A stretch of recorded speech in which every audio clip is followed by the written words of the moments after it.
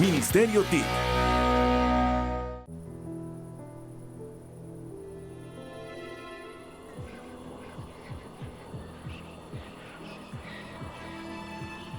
Ey, pero para las sprint.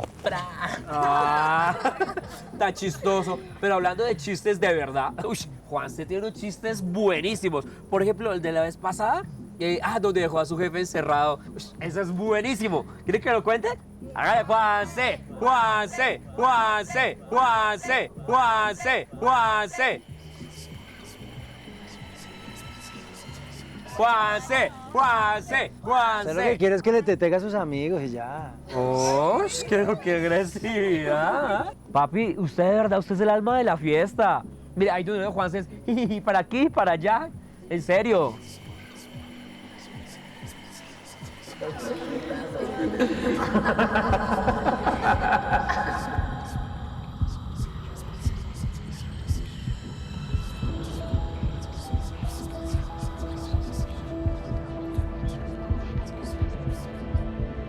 Juanse, papi, espabile. ¿Qué pasó? Échese el cuento, hágale. ¿Qué le pasó? ¿Qué le dio ahora? Hágale, Juanse, échese un chistecito. Él es muy chistoso, ahí donde lo ve. Yo no soy tan chistoso, hermano. Yo también lloro. Oh. Ay, usted se sabe mejor la historia, cuéntela usted. Papi, ¿ahora se las va a dar de sensible? Parce, si usted es el alma de la fiesta. La pasa ríe que ríe para acá, jijiji, jajaja. Juanse, no sea así. Tengo que hacer una llamada, Juanse, ya vengo. Papi, ay, no se haga fiesta. Juanse. No, es que yo no estoy bien, mamá, ni tampoco quiero estar aquí. Ay, no, yo lo único que quiero es que se me quite esta tristeza profunda que no se me va con nada.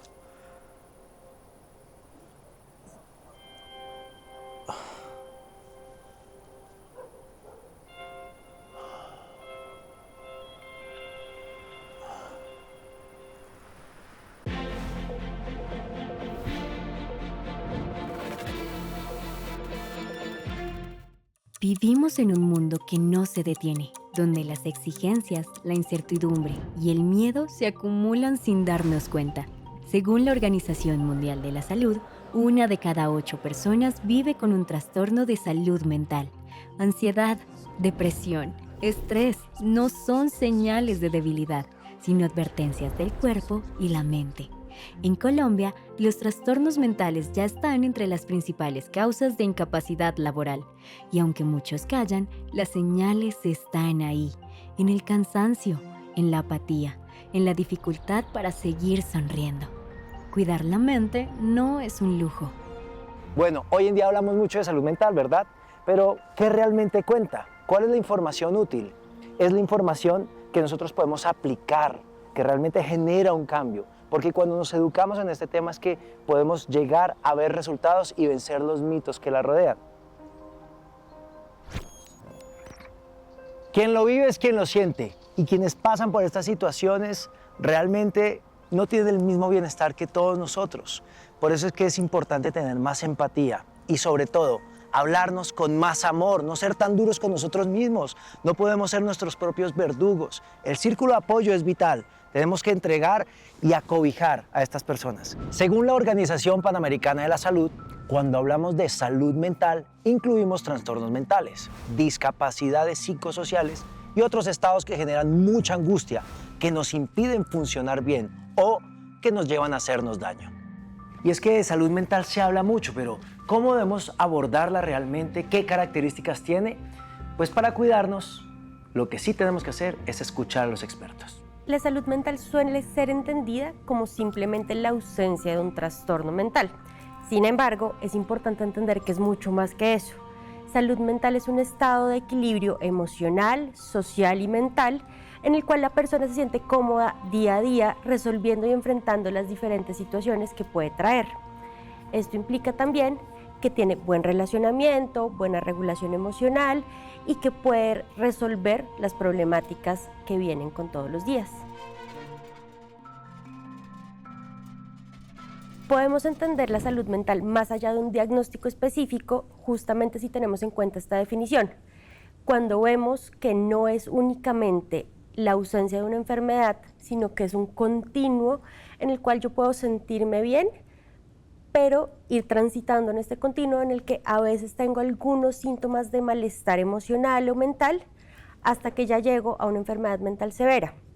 Todos transitamos en este continuo, todos podemos tener días mejores en los que sentimos una mejor salud mental y días un poco más complicados.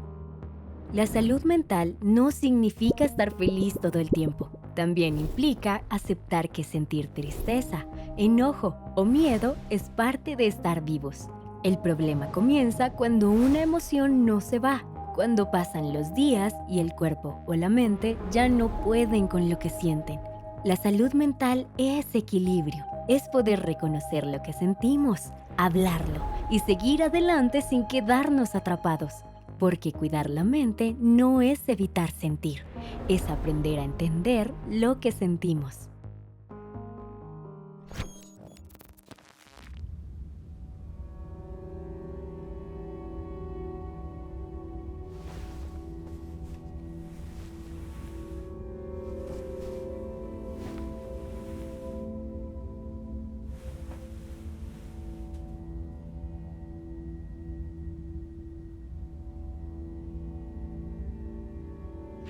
Es momento de que te autoformules estas preguntas y sobre todo intenta responderlas con sinceridad.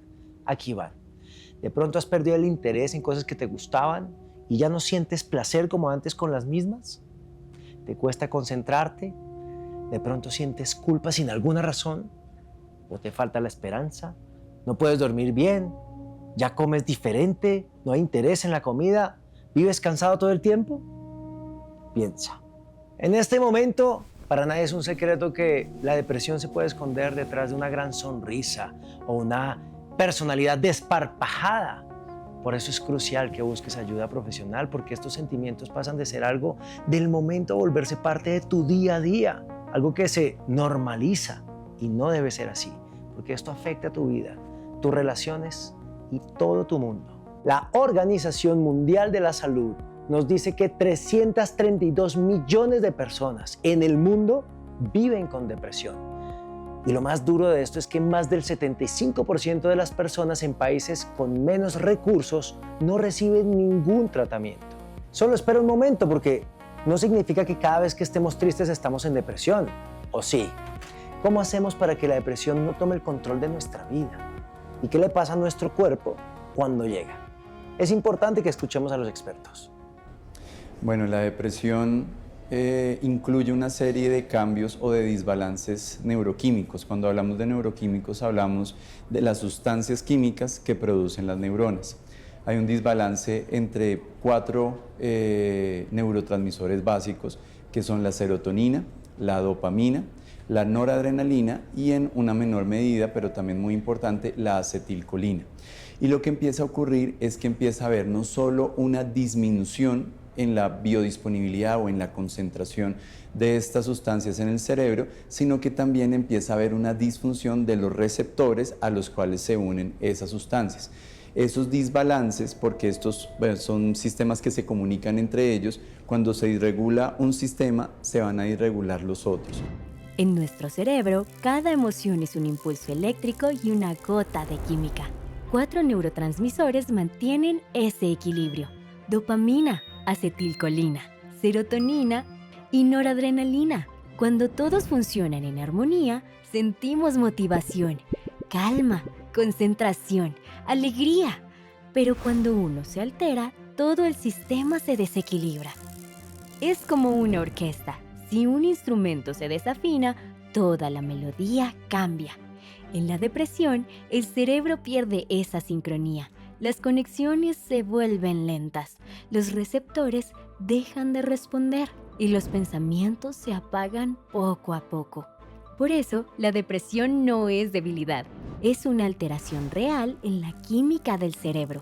Y al igual que cualquier órgano, el cerebro también puede sanar cuando recibe el tratamiento y el cuidado adecuado. Cuando hay un desbalance químico, las sustancias están disreguladas y cada sustancia regula la otra. Entonces, con una que se disregule, se disregulan las demás. Y muchas de estas sustancias, sobre todo la dopamina, la serotonina y la noradrenalina, están implicadas en muchos aspectos de la regulación del ánimo. Por ejemplo, están implicados en la regulación de la ansiedad, en la regulación del estado anímico, en la motivación, en la extinción, por ejemplo, de las respuestas del miedo, en el apetito y en el sueño. Es particular porque uno pensaría que sustancias tan pequeñas y tan ínfimas a nivel molecular pudieran controlar eso, pero efectivamente todas estas sustancias controlan gran parte de la conducta que tenemos a diario. Entonces, cuando hay una disregulación, hay siempre una repercusión sobre estos aspectos de la conducta humana. Cuando uno de esos neurotransmisores se desequilibra, los demás también lo hacen. Y entonces el cuerpo empieza a hablar de formas que no siempre entendemos. La depresión puede sentirse como una fatiga que no se va con dormir o como un vacío que no se llena con nada. Los factores cognitivos y emocionales que perpetúan la depresión son los errores de pensamiento, la dicotomía, como por ejemplo pensar si no soy perfecto voy a ser un fracasado o no sirvo para nada, soy insuficiente. También la sobregeneralización aumenta la probabilidad de la depresión, aumentando emociones de desesperanza, de desinterés y baja autoestima. La depresión no siempre se reconoce a tiempo. Muchas veces se disfraza de cansancio, de desinterés o de simple mal genio. Pero detrás puede haber un profundo agotamiento emocional. Según la Revista Colombiana de Psiquiatría, los episodios depresivos y de ansiedad representan más del 40% de las incapacidades por trastornos mentales en el país. La Organización Panamericana de la Salud describe varios signos de alerta: pérdida de energía, alteraciones del sueño, cambios en el apetito, dificultad para concentrarse y sentimientos persistentes de inutilidad o culpa. El Instituto Nacional de Salud Mental de Estados Unidos advierte que los pensamientos negativos constantes, las ideas de autodesprecio y la sensación de que nada tiene sentido son señales que requieren atención inmediata. En la práctica, la depresión afecta el trabajo, el estudio, las relaciones y hasta el cuerpo. Es frecuente sentir dolor físico sin causa médica clara o perder el interés por actividades que antes generaban placer. Pues la depresión realmente surge por una mezcla compleja entre lo social, lo psicológico y lo biológico. Y muchas veces detrás de una aparente felicidad se esconden síntomas que pueden cambiar nuestra vida para siempre. Les voy a presentar a Alex, que es un influencer conocido, y él va a compartir con nosotros su historia. Él nos muestra que en su caso la depresión va más allá de las apariencias y que realmente necesitamos entender nuestro contexto, de dónde venimos y dónde nos desarrollamos.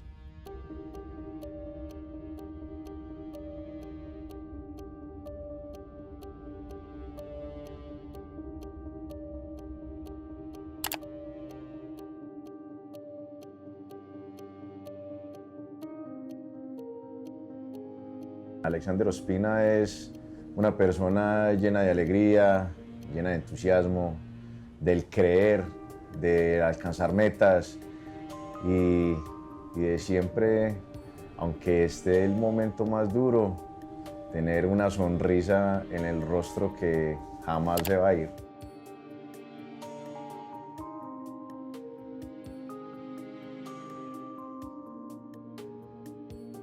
Yo crecí en Estados Unidos solo.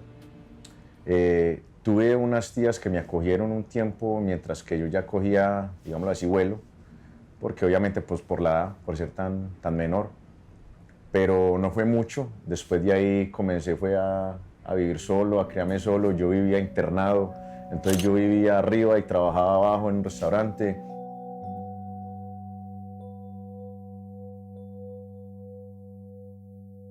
Bueno, mi salud mental estaba muy mal desde pequeño por causas y cosas que pasaron de niñez, ¿no? Familia, no crecer en el hogar, que uno siempre de pronto sueña cuando está grande, que mamá, papá, todos juntos. Fue un niño que a pesar de que comenzó a entender de que lo malo había que envolverlo en dulce. Entonces desde ahí comencé mi teoría de que si hago reír a la gente, me ayuda a mí. Y ahí comenzó el problema.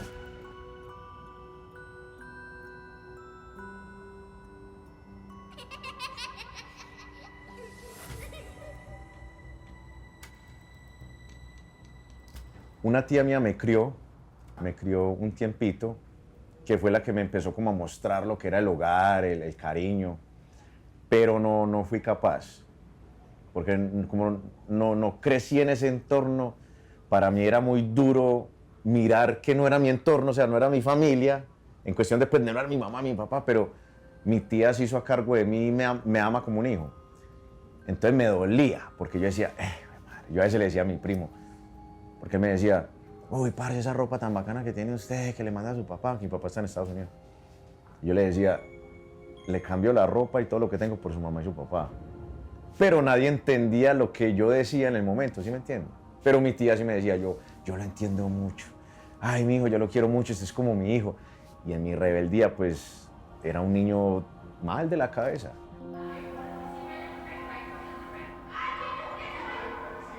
Incluso ella puso su matrimonio y su hogar en cuerda floja por mostrarme a mí de que habían personas que me querían. Y eso yo dije, wow, increíble. O sea, ¿cómo usted va a hacer algo así por alguien que no es su hijo? O sea, soy su sobrino, pero madre, ¿por qué hacerlo? Entonces ella me decía, es que yo no entiendo. Yo usted lo entiendo. Entonces eso me llenaba a mí como de más rabia. ¿Sí me entiendes? No lo tomaba como bonito, sino que me daba más rabia, porque yo decía, pero es que yo no soy su hijo, pero es porque me estaban enseñando algo bonito que había, pero no era culpa de nadie el yo no entenderlo bien y tomarlo de la forma correcta. Las personas que han sido invisibilizadas mucho desde la niñez generalmente empiezan a hacer ese trastorno disociativo y a generar otros personajes. Entonces, el que pelea, el que, por ejemplo, tú dices, oiga, esta mujer, digamos, me enamoré de alguien y estamos súper bien y de pronto se desapareció. Y uno dice, ¿pero qué pasó? Cuando hemos tenido problemas en los vínculos desde niños, pues seguramente vamos a sabotear cualquier tipo de relación que empiece a funcionar medio bien, porque tenemos miedo, ya hemos tenido la experiencia de que cada vez que me vinculo, pues como que falla ese adulto, digamos que mi mamá era muy linda y todo, pero entraba en depresión y entonces me ignoraba y me invisibilizaba por tiempos. Crecí en tanta soledad que era muy difícil para mí poder estar con alguien.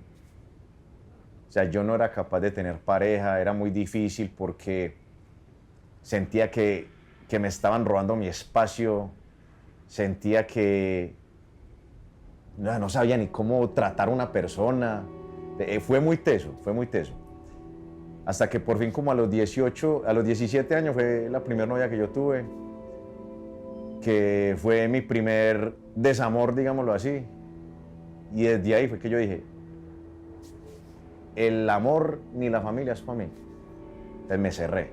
Eso hace que yo tenga miedo a vincularme a alguien. Entonces, cuando tú entablas una relación afectiva con alguien y de pronto esa persona se te desaparece, uno dice, ¿pero qué pasó?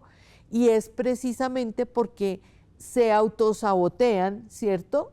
Porque tienen miedo a que si yo me vinculo con esta persona me va a hacer daño, como lo hizo mi mamá o como lo hizo mi papá o como...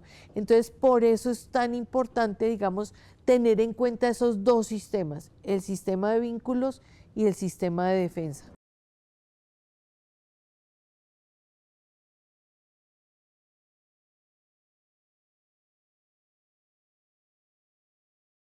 Muchos de los trastornos depresivos no comienzan en la adultez, sino en la infancia.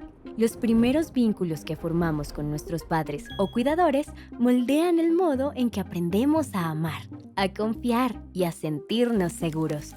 Cuando esos vínculos se rompen o nunca se forman, el cerebro activa otros sistemas, los de defensa.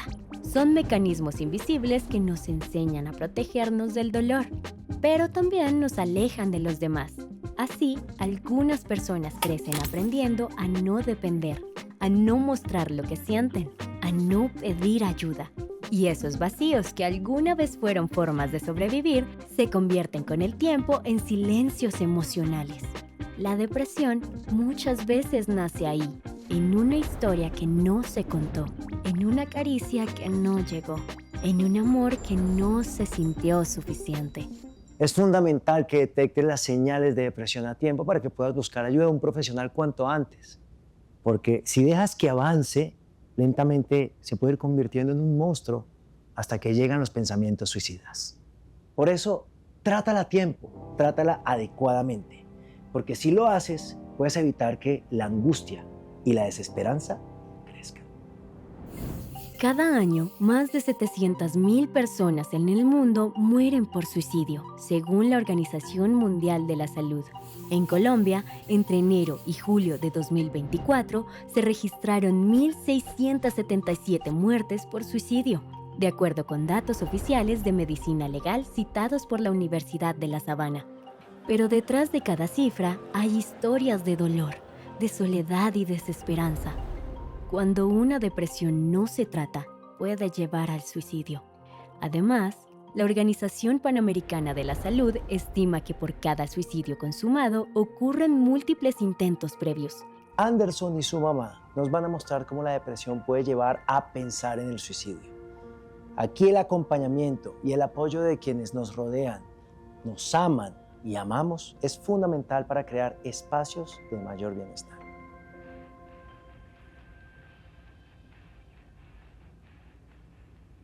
Bueno, pues principalmente pues soy de Bogotá, estudio en el SENA, estoy estudiando ahorita un tecnólogo en análisis y desarrollo de software.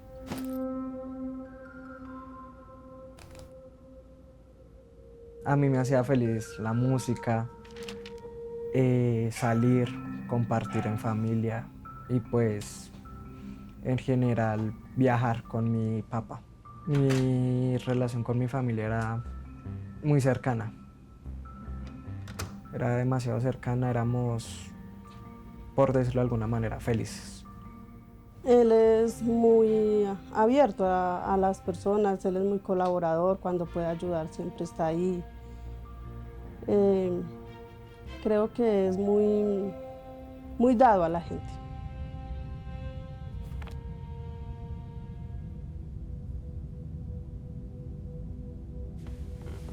De vez en cuando me gustaba estar solo, digamos, a veces pensaba mucho, digamos, muchos temas. Entonces, creo que desde ese momento fue que comenzó. Pues Anderson empezó en el 2020 a presentar unos episodios en el que nos llamaron varias veces del colegio que a Anderson le daba taquicardia, empezaba a perder la movilidad del cuerpo y quedaba mudo. Pues ese día pues estaba en el colegio común y corriente y pues me comenzó a dar como, me quedar como sin respiración. Llegó un momento en el que se me fueron las luces y pues no me llegaba oxigenación al cerebro. De corrido a eso pues me tuvieron que llevar a enfermería. Yo estaba literalmente medio desmayado y pues me tomaron síntomas y tenía taquicardia. En ese momento yo intentaba hablar y pues no podía, o sea, no tenía como voz y pues me sentía con dolor de cuerpo, como el cuerpo pesado. Pues cuando me quedaba sin voz yo decía, ¿qué me está pasando? O sea, ¿por qué no puedo hablar? Porque me siento raro, porque digamos uno no puede decir las cosas y muchas veces también me quedaba como quieto y no podía reaccionar a movimientos ni nada, ni siquiera podía hablar.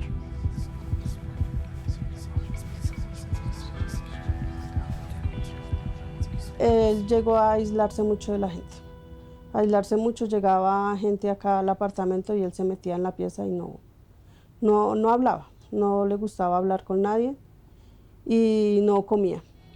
No le gustaba, le ofrecía a uno comida y no quiero, no tengo hambre. Él hay veces estaba bien, todo un sol, un amor y al rato ya estaba disgustado, bravo, no le gustaba nada. Por más que uno le quisiera paladear, le quisiera llevar la corriente de Anderson, no entendía razones ni motivos ni nada de lo que uno le quisiera hacer llegar a él, de decirle que él era muy especial para nosotros, de que era uno de los motores de la vida de acá del hogar, tanto del papá como mío, pero él no entendía razones. La sociedad no detecta este tipo de conductas suicidas, uno, por desconocimiento. El suicidio y la conducta suicida es muy amplia. Realmente creo que es importante aclarar y clarificar que la conducta suicida cuenta con 4 conductas: intentos de suicidio, ideación suicida, amenaza suicida y el suicidio consumado. La ideación suicida tiende a ser esa idea constante de hacerse daño. La amenaza suicida es ese intento que se hace por recibir algo del contexto, algo del ambiente. El intento de suicidio es ese intento que se hace desde los diferentes métodos que pueden existir para morir. Y el suicidio consumado, pues ya es la conducta final. Entonces creo que a veces confundimos los conceptos y confundimos estas conductas desde lo que nos dice la sociedad. Sin embargo, pues es importante que desde ese conocimiento entendamos que la sociedad no está preparada a veces para este tipo de conductas, no saben cómo abordarlas, entonces no las identifican, y especialmente en los adolescentes, porque los adolescentes tienden a ser muy hábiles en la enmascaración de las conductas, lo reflejan o lo cubren desde la rebeldía normal, desde la rebeldía de la etapa, pero realmente no es la rebeldía de la etapa, es el miedo a ser juzgado, es el miedo a no ser apoyado, es el miedo a ser invalidado a nivel social y en los diferentes contextos en donde se desempeña.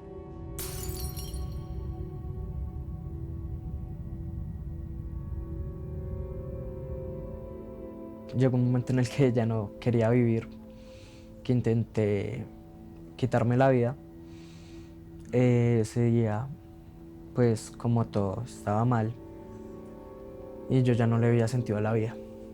Llevé a mi perrito de mi abuela, como pues para estar más solo, y pues me intenté ahorcar. Ese día lo intenté como unas 5 veces. En la quinta yo ya la verdad no tenía ni conocimiento, sino que sentí como si algo me hubiera levantado y como que volví a reaccionar y dije, yo no puedo hacer esto, tengo que buscar ayuda.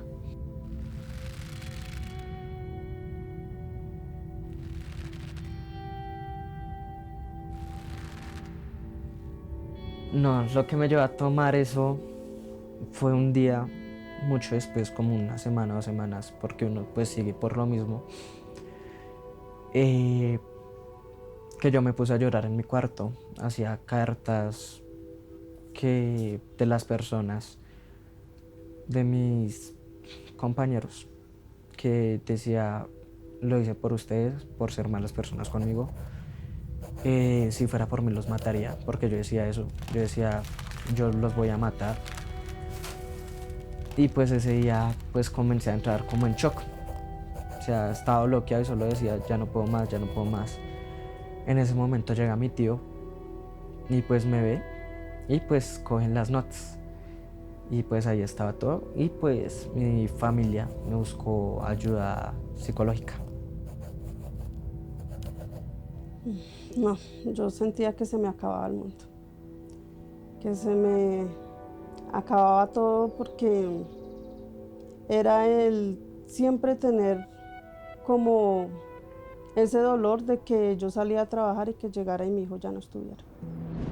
Cuando una persona llega a pensar en quitarse la vida, no lo hace porque quiera morir. Lo hace porque su cerebro ya no puede manejar el dolor emocional. A nivel neurológico, el suicidio no nace de un solo pensamiento, sino de una alteración en varias zonas del cerebro. La amígdala, que procesa el miedo y las emociones intensas, se activa en exceso, mientras que la corteza prefrontal, encargada de tomar decisiones y evaluar consecuencias, se apaga parcialmente. El cerebro queda atrapado entre una emoción que grita y una razón que ya no puede responder. En ese estado, la persona no ve opciones, no porque no existan, sino porque su cerebro está bloqueado. Además, los niveles de serotonina y dopamina suelen disminuir, afectando el sueño, el apetito y la capacidad de sentir placer o esperanza. En una crisis suicida, el dolor emocional se vuelve tan intenso que el cerebro lo interpreta como un dolor físico real. La ciencia lo llama una desconexión temporal entre la emoción y la razón. Como vimos, la depresión tiene muchas caras, tanto externas como internas, y nuestro entorno es clave. Las redes sociales y el mundo digital nos han traído nuevas formas de conectarnos y también nuevas formas de aprender, pero también han traído muchos problemas, como el ciberacoso, insultos, amenazas, difusión de información falsa o privada, suplantación de identidad, exclusión digital.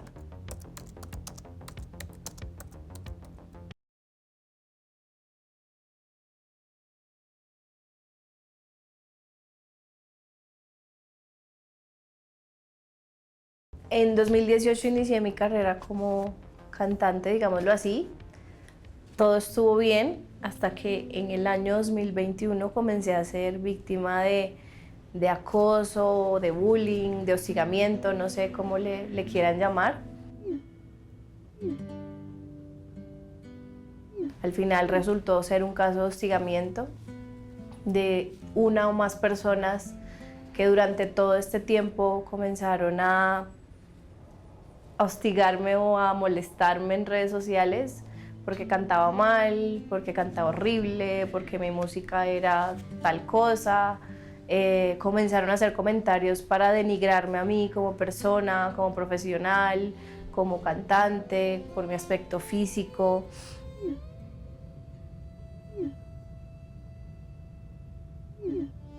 Yo subía una foto a Instagram y a los 2 segundos, es como si tuvieran activadas mis notificaciones, ya la estaban posteando en Twitter como para hacer comentarios feos, o si subía una canción eran mis mayores fans porque apenas yo sacaba la canción ya ellos estaban haciendo burlas en Twitter o dejaban comentarios en YouTube o dejaban comentarios en mi Instagram o se robaban cualquier tipo de contenido que yo hiciera para ir a burlarse, hacían memes, photoshops. Sí, o sea, de pronto las personas lo dicen, ay, pero pues eso no es nada. Pero vivir 3 años, 4 años siendo víctima de comentarios, de burlas, no es fácil. No es fácil llevarlo, no es fácil vivirlo. O que las personas piensan que esto solo pasa en bullying en el colegio, no. Pues a todos nos puede pasar en cualquier etapa de nuestras vidas. Y es que esta violencia puede afectar profundamente a quienes la sufren. A diferencia del acoso físico, esta nunca para porque el internet siempre está encendido y circulando. Y esta exposición constante puede generar agotamiento, desesperanza, estrés y sobre todo miedo. Necesitamos hacer que internet sea un lugar seguro para todos y para cuidar nuestra salud mental.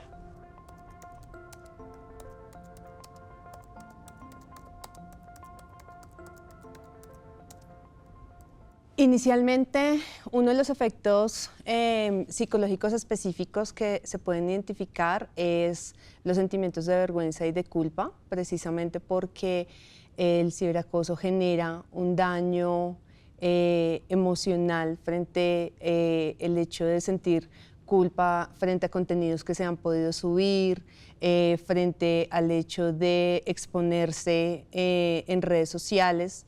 Y claramente pues cuando se genera una conducta de acoso por parte de una persona o varias personas, en donde también hay espectadores que muchas veces identifican el acoso, pero pues o participan o no participan de también genera sentimientos de vergüenza.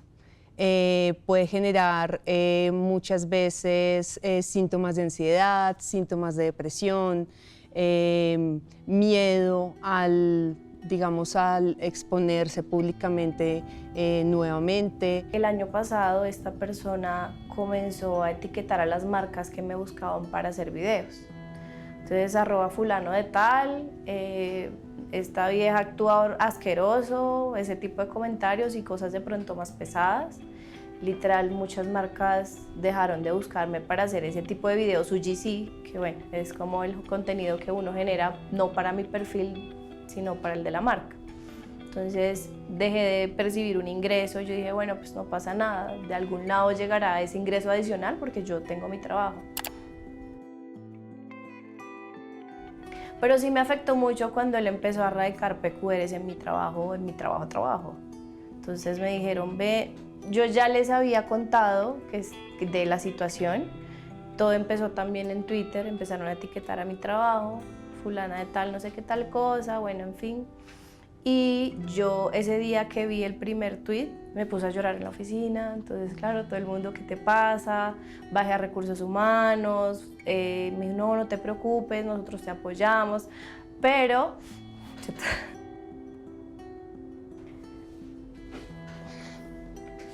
pues sí es muy duro que alguien se meta con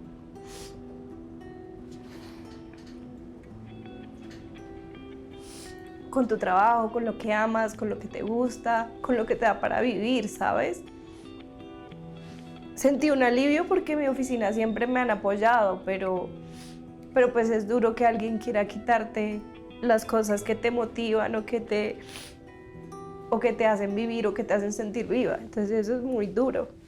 Es importantísimo con una víctima poder generar un apoyo emocional y terapéutico que genere desde la psicología, desde la psiquiatría, que pueda permitir que la persona sienta que no está sola, que haya un apoyo frente al manejo de esa sintomatología, pero sobre todo reconociendo ese papel de víctima que es tan importante, porque muchas de las víctimas de este tipo de delitos no tienen el apoyo necesario, no solamente de la sociedad, también de sus familias y tampoco, digamos, de un sistema penal que las proteja muchas veces por la minimización que hay frente a este tipo de situaciones. Es importante que haya una credibilidad de la víctima para que realmente se pueda generar un apoyo emocional. Hoy, el dolor también se escribe, se comparte, se publica, se comenta. Ya no hace falta levantar la voz para hacer daño. A veces basta un mensaje, una foto o un video para destruir la tranquilidad de alguien. El ciberacoso no siempre se ve, pero se siente. Lo que para algunos es una broma, para otros puede ser el inicio de un silencio profundo. La Organización Mundial de la Salud y la UNICEF han hablado de esto. El acoso en redes puede afectar la salud mental tanto como cualquier forma de violencia. En Colombia, muchos jóvenes lo viven a diario. Se burlan de su cuerpo, de su acento, de su forma de pensar, y el dolor se acumula detrás de una pantalla donde nadie escucha. Hay historias que nos han recordado lo grave que puede ser, como la de Amanda Todd, una joven que contó su historia de acoso en internet antes de quitarse la vida. Detrás de cada perfil puede haber alguien que solo necesitaba una palabra amable. Bueno, la responsabilidad aquí es de todos. Hay que evitar que la depresión siga creciendo en Colombia y el mundo. Así que, ¿qué papel tenemos quienes usamos los medios de comunicación, sean digitales o tradicionales? ¿Qué responsabilidad tienen los medios para proteger la salud mental de la audiencia? Pues Alejandro Linares, gerente de Canal 13, nos va a dar su perspectiva. Los medios de comunicación públicos tienen una gran responsabilidad social. Y así como en el pasado eran tabú otros temas y los medios de comunicación lograron romper esos tabús para que se hablaran ampliamente, hoy la responsabilidad de los medios de comunicación públicos es de que este tema se trate abiertamente, que a nadie le dé pena contar que en su familia tiene un caso de salud mental, que a nadie le dé pena decir que tiene sus propios problemas de salud mental. No es como en el pasado, que quien tenía un problema de salud mental se le decía que estaba loco y entonces era más fuerte el tabú, la distancia que se le hacía a esa persona. Medios de comunicación tienen ese papel protagónico y así lo hemos entendido desde Canal 13 Colombia.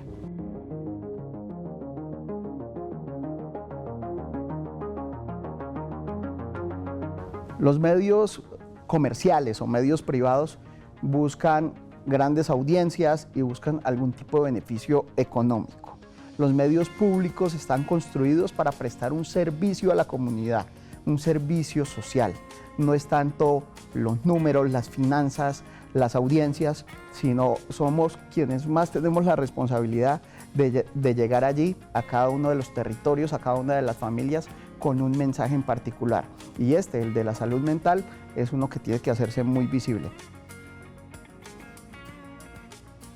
El estar cerca de las redes sociales nos hace ciudadanos digitales, y estas nuevas generaciones ya vienen como con el chip que les facilita estar allí, pero el estar allí con una identidad que a veces no es la propia, pues puede generar todo tipo de problemas emocionales, todo tipo de problemas mentales. Algunos preocupados porque les den un like, un me gusta, que le reivindiquen su autoestima. Y los jóvenes suelen subir esta vida que aparentemente es perfecta, y cuando no tienen esas reacciones positivas de parte de seguidores, de público, seguramente están en la línea de llegar a depresión, a castigar su autoestima, porque de pronto no se ven reconocidos, no ven reciprocidad en sus seguidores y en su audiencia. Yo creo que hay que, desde la televisión, por ejemplo, y desde todos los medios de comunicación, lanzar ese mensaje a los jóvenes, que si bien ese mundo virtual ha llegado para mejorarnos la vida, para hacernos la vida más rápida, más ágil, pues no lo es todo, y no podemos dejar de ser humanos y no creer que todo lo que se pone en las redes sociales es lo que nos identifica, lo que nos representa como personas.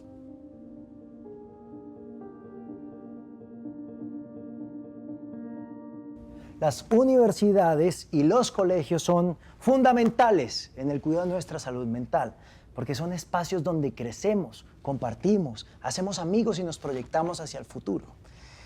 Ahora hay un ingrediente muy importante, y es que hay interacción digital. Por eso es que quiero que la Universidad Nacional nos cuente cómo está trabajando y abordando este tema.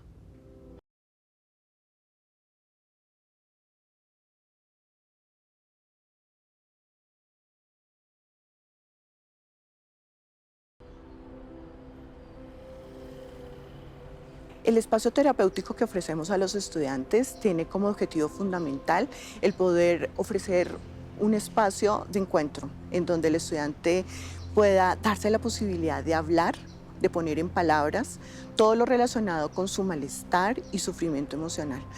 Esto para algunos estudiantes todavía sigue siendo difícil, a pesar de todos los esfuerzos que se han hecho de manera global para poder establecer que no está mal pedir ayuda, que es necesario hablar de lo que se está viviendo.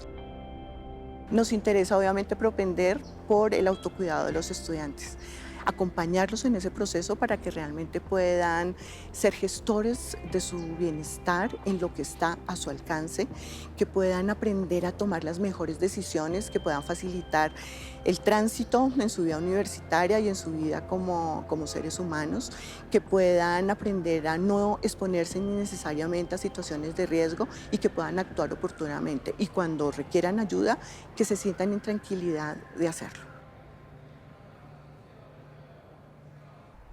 El autocuidado de la salud mental se concibe para la universidad como un proceso integral orientado al fortalecimiento de los factores protectores y la mitigación de los riesgos psicosociales. Acá tenemos 3 ejes importantes: la promoción de la salud con esas actividades de prevención, de sensibilización, formación, que nos permiten desarrollar competencias socioemocionales en las personas y que consolidan el autocuidado como ese proyecto de vida universitario. Asimismo, la participación estudiantil, que es un componente clave. Los estudiantes son protagonistas en la construcción de los entornos saludables mediante el liderazgo, la corresponsabilidad y las redes de apoyo entre pares, que son muy importantes. Y el tercero, la intersectorialidad, porque se fortalece un proceso al articular los esfuerzos con entidades educativas o del sector sanitario para poder dar una respuesta más integral a las necesidades de nuestra población estudiantil.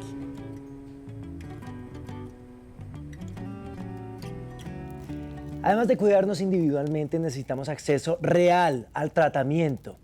Así que, ¿qué dice nuestra ley sobre la salud mental? ¿Qué se está haciendo en Colombia para atender a estos pacientes?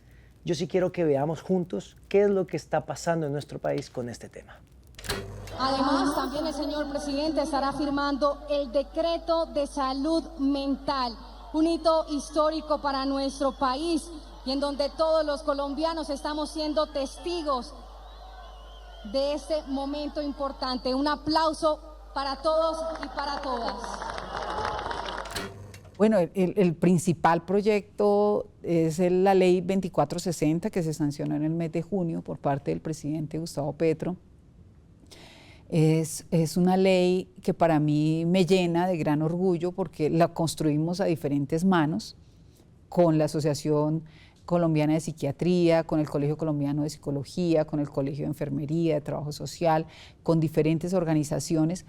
Después de haber hecho una evaluación de la ley 1616, dijimos, bueno, vamos a modificar la ley 1616, es la nueva ley de salud mental para complementar las acciones y me llena de orgullo decir que corregimos lo que no se había podido hacer con la 1616 y es crear todo un andamiaje administrativo para que funcione la implementación de la ley y la política de salud mental, que además la política se construyó de manera simultánea que el proceso que tuvo la ley, de tal suerte que hoy podemos tener una dirección de salud mental en el ministerio.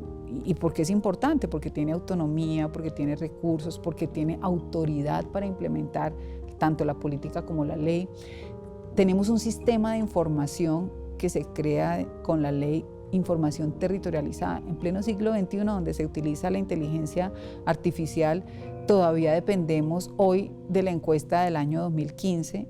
Afortunadamente en el Plan Nacional de Desarrollo quedó el desarrollo de la encuesta que se está aplicando y es una gran fortuna tener un sistema de información territorializado. ¿Cómo se asignan hoy los recursos? Está en un paquete dentro de salud pública y no tenemos el control de cuántos recursos van a salud mental y cuáles son esos indicadores trazadores.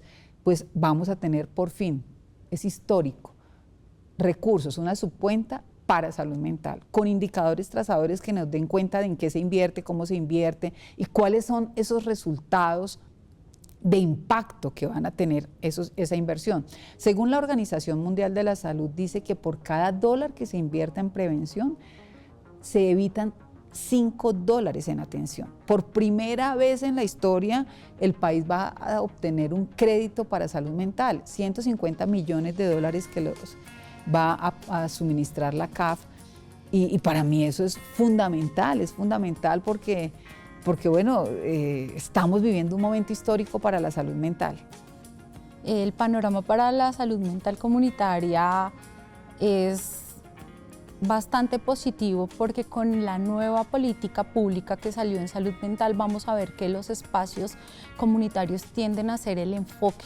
Necesitamos cambiar ese modelo tradicional como lo ha venido implementando Argentina, Perú, donde realmente Colombia va a ver que la salud tiene que salir, que la salud mental tiene que salir de esos espacios cerrados y llegar a las comunidades, a hablarse de salud desde las campañas de prevención, de promoción, de tener articulación con la comunidad, tener la participación de los ciudadanos y ciudadanas, que puedan hacerse unas detecciones tempranas y que se puedan tener espacios donde se haga expresión emocional, donde no se den juicios de valor y no necesariamente tengan que prolongarse a hospitalizaciones largas.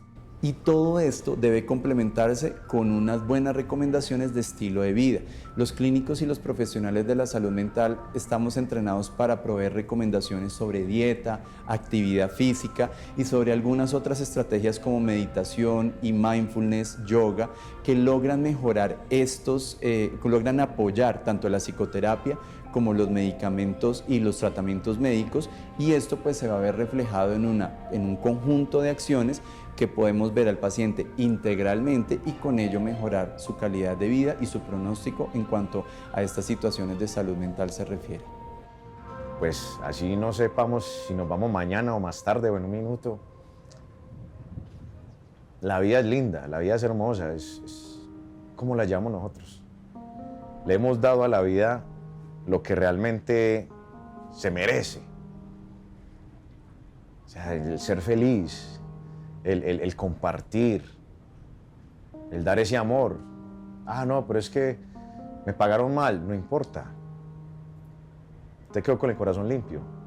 Usted con tal de que sea feliz todos los días, la gente va a decir, ah, pues ¿por qué ríe todos los días? Entonces buscan hacerte la vida miserable, pero entonces, ¿qué pesar esa gente que tiene en el corazón para reaccionar así? Como yo les dije antes, yo lo viví. Y era que yo envidiaba era eso. ¿Por qué yo no soy feliz y ellos sí? ¿Por qué ellos tienen familia y yo no? No, el consejo es vivirlo al máximo, no hacer mal al prójimo, ayudar cuando se pueda. Saber que alguien estuvo en una situación como la estuvo uno y que uno no tuvo esa ayuda, pero uno poder hacerlo, eso es curas para el corazón. Para todas esas mamitas y papitos que tal vez hay muchos que no creen, que piensan que es por molestar a los muchachos y no, como que no ponen cuidado, que estén pendientes de sus hijos, porque pueden llegar a casa y ya sus hijos no están. La depresión no solamente es un tema médico, como viste, debe ser tratado y debe generarnos preocupación a nivel de salud pública, de educación, de leyes. Y es importante la manera en la que nos relacionamos con las personas y también con los perfiles en línea. Lo importante también es identificar esos desencadenantes que nos llevan a sentirnos así para poder mitigar los ruidos internos. Que si lo requieres, busques ayuda profesional, que si en tu camino también es importante buscar el tema holístico, el tema espiritual, no lo dejes de lado. Lo importante es que pases a través de y empieces a recorrer este camino. La mejor manera de ganarle la carrera a la depresión definitivamente es tener información de valor, información de calidad, datos que transformen tu vida.